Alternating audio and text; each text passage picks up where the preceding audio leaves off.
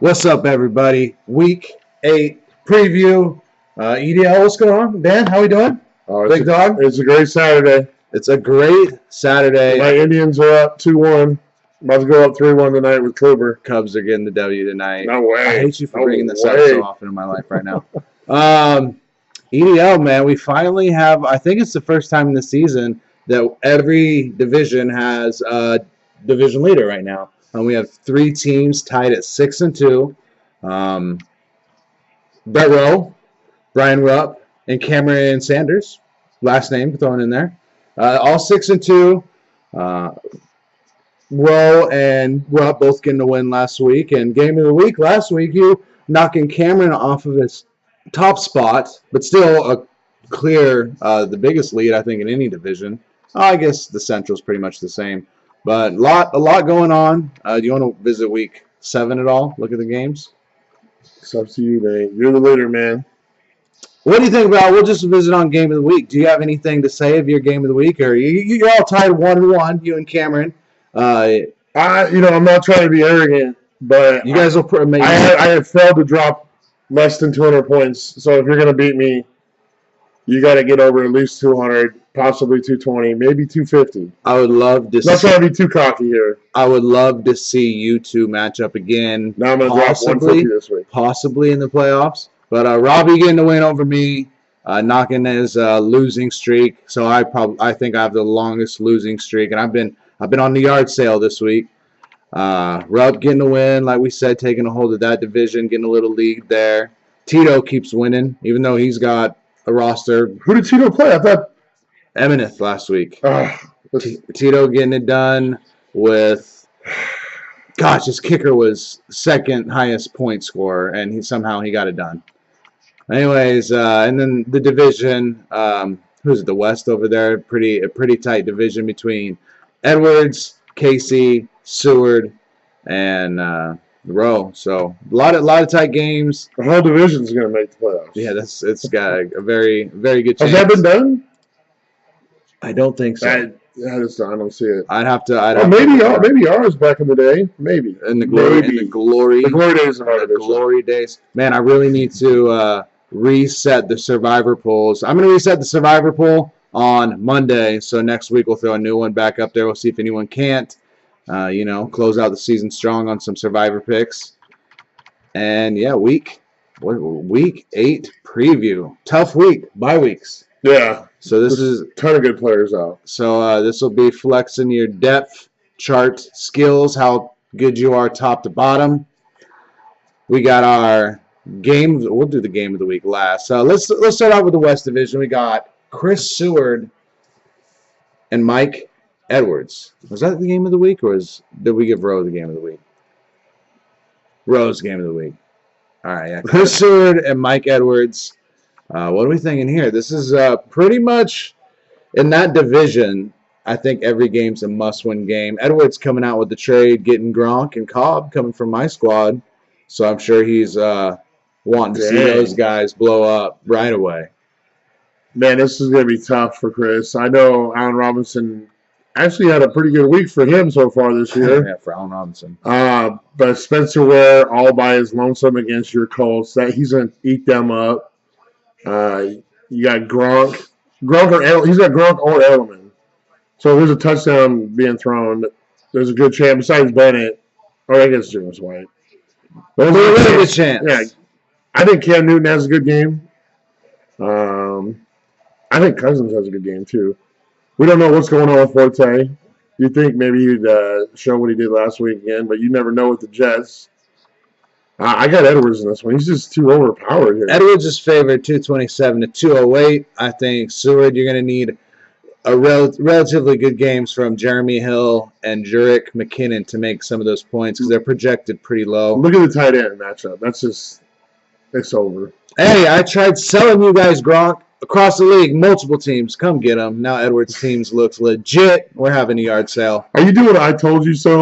Yeah, man. All you guys were like, "Mah, mah, mah, mah, mah." Well, I'll tell you what. What does that mean? Yeah, you know what that means. Well, I mean, everybody wants Gronk, mate. This is what you want. Come get him. And now Edwards' teams looks Nobody was willing to give up D-Hop besides Edwards. All right, we got Brett Eminence's team which I'm not sure. He's 1-7 right now going against Pete. Pete's had a lot of injuries this week.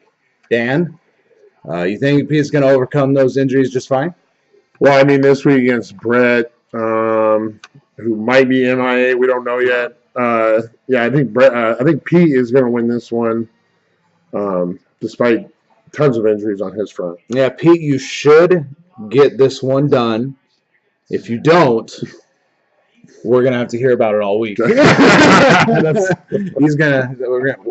be the people they have to hear about it. We got Rupp and Tito on paper. Rupp looks like the real deal in this matchup, but Tito, I mean, this is probably the game Ted Ginn gets it done. Brandon LaFell.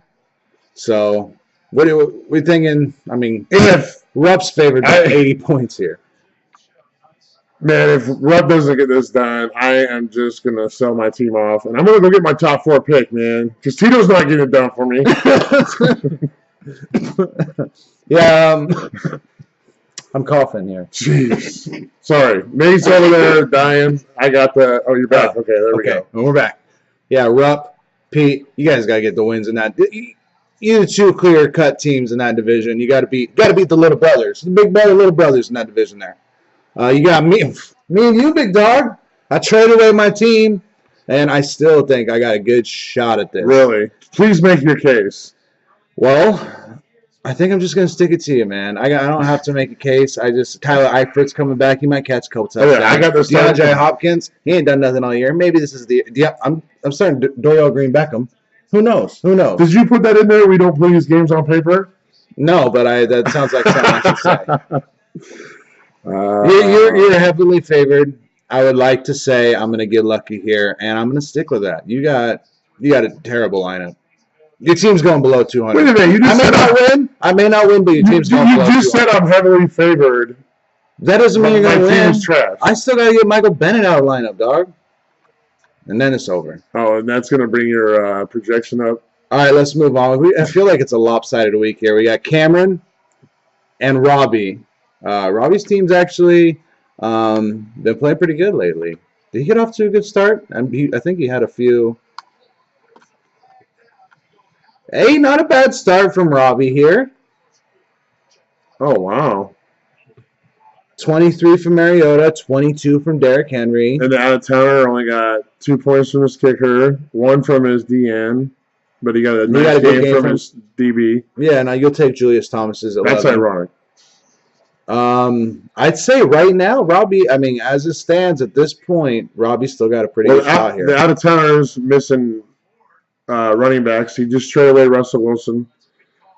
His receivers look good. I think Adam Thielen, am I saying that right? He might have a nice game on Jack for him. Doyle. That's my boy. I love me some Jack Doyle. Get it done for me, Robbie, please. I need your help more than ever. Man, if McKinnon, I brought up McKinnon earlier, if he doesn't play and Asiata might have a big game. I think, man, I'm a believer in Asiata this week. He does everything for that team when he's like when McKinnon's out. He catches the ball out of the backfield. He scores the touchdowns. He's been big in fantasy before. I'm gonna go with Cameron here, but it'll be interesting to see like Russell Wilson. They got New Orleans this week, right? So like if Russell goes nuts and Cameron loses, we'll see how the Tyrod Taylor looks like too, because he's missing Sammy. Maybe McCoy this week. So Robbie, I'll go Cameron here still, but I think this one's tighter than you would expect. I got Robbie. Hey, Chris Thompson. He might get that game flow thing going over there in London.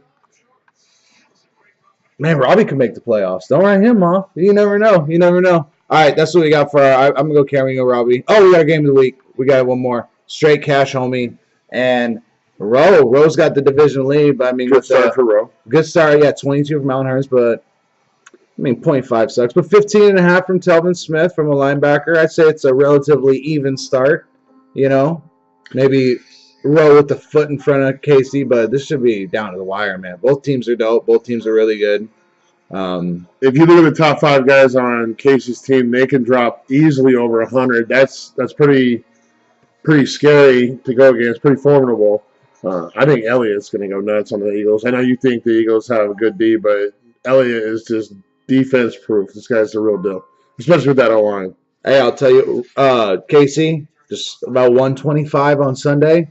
Just turn off your TV and pray to get through that Aaron Rodgers Falcons game because Rodgers, Adams, Montgomery against the Falcons, there can be a lot of points thrown up just between those. Those three might go for 100.